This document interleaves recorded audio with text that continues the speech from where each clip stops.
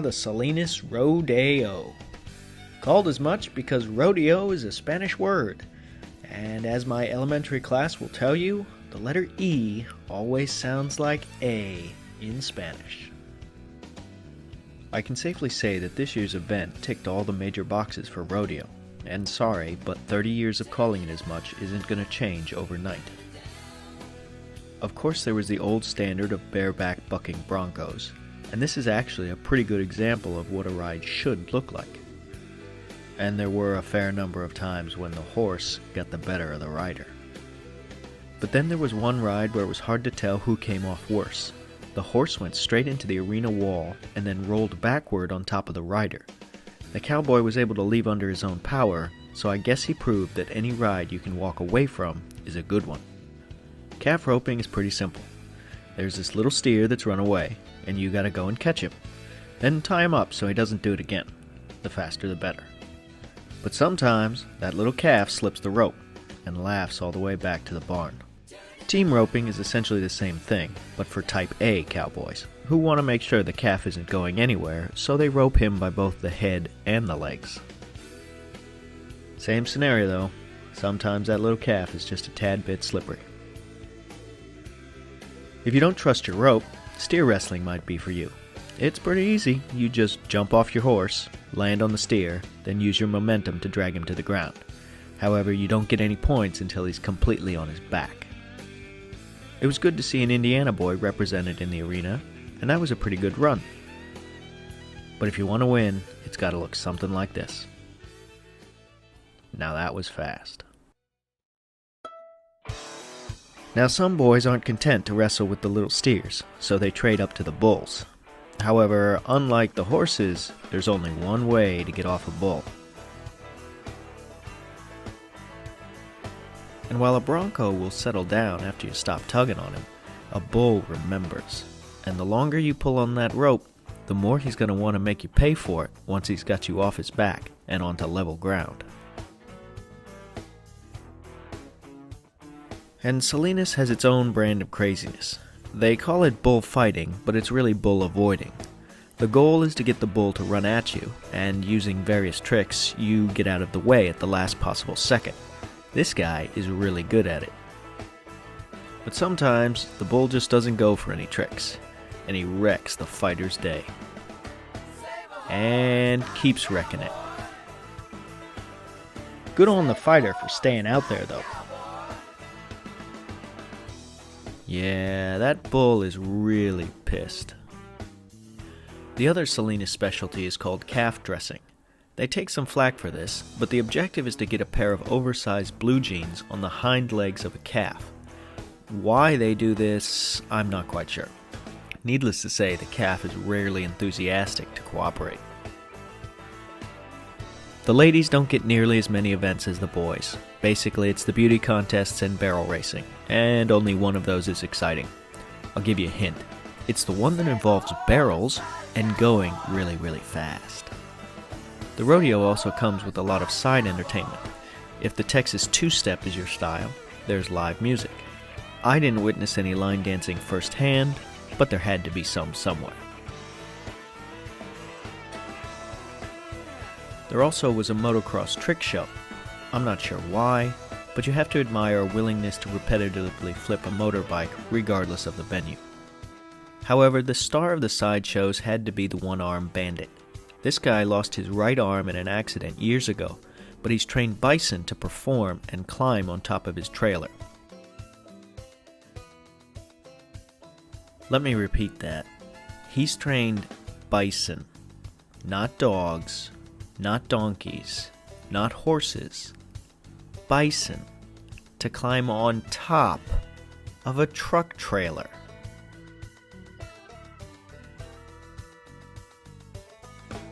Now that's impressive. Oh yeah, and there was mutton busting. That's someone's 4-year-old holding on to that sheep. The photographers are probably working for child services. Or if they're not, they should be.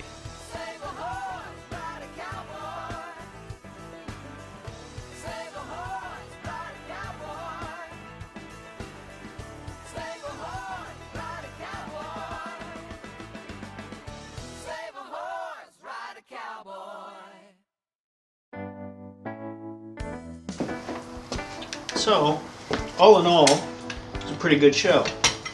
If you've never been to a rodeo or a rodeo before, I can safely say that the Salinas event is good for first-timers. Now, a couple of past and present members of the Institute came with me, most of whom who had never been to a rodeo before. And at one point, the organizers played a certain Dodge truck commercial, which all the country folk are well aware of by now. It debuted in the last Super Bowl, the 2013 one.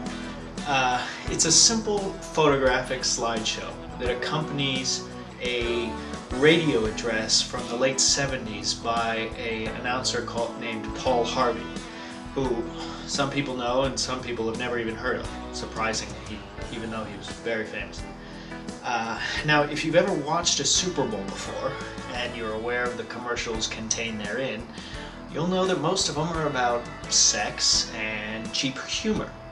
So this fairly simple ad was a massive change of pace. Some people, myself included, will tell you that it might be the best 2 minutes in Super Bowl history, other than Whitney Houston's 1991 national anthem, of course.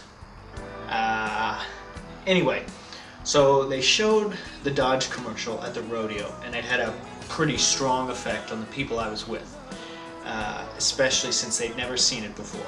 So I thought I'd tack it on here to the end of the video, in case there are other people who have never seen it before. This is the same format as the one that Dodge put together, but this video was captured, the images were captured and put together by a photographer from Tulsa by the name of Danielle Bloomer. Hope I'm pronouncing that right. And she's generous enough that she makes the video downloadable off her Vimeo page. So, thank you very much. I'm not going to say any more after the video because I'll probably be bawling my eyes out just a little bit. So I'll just end by saying I hope you enjoyed the rodeo, and we'll see you next week.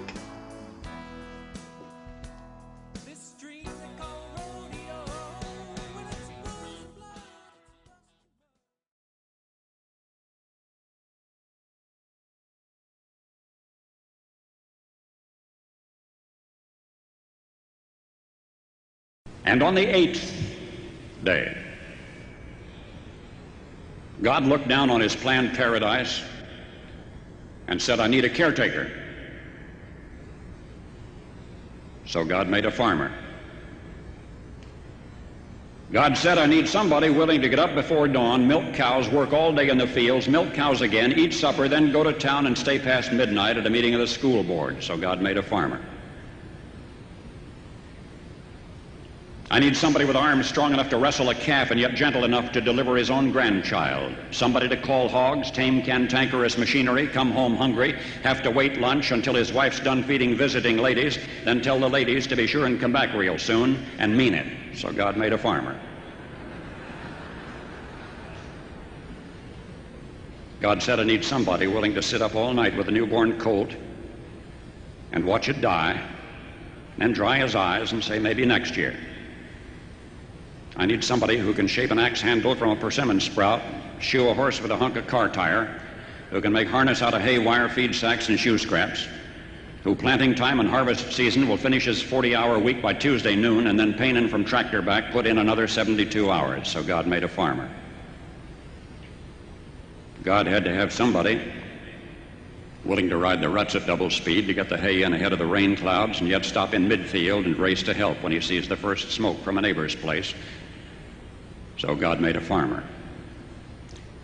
God said, I need somebody strong enough to clear trees and heave bales, yet gentle enough to yean lambs and wean pigs and tend the pink-combed pullets, who will stop his mower for an hour to splint the broken leg of a meadowlark. It had to be somebody who'd plow deep and straight and not cut corners, somebody to seed, weed, feed, breed, and rake and disc and plow and plant and tie the fleece and strain the milk and replenish the self-feeder and finish a hard week's work with a 5-mile drive to church. Somebody who'd bail a family together with the soft, strong bonds of sharing, who would laugh and then sigh and then reply with smiling eyes when his son says that he wants to spend his life doing what Dad does. So God made a farmer.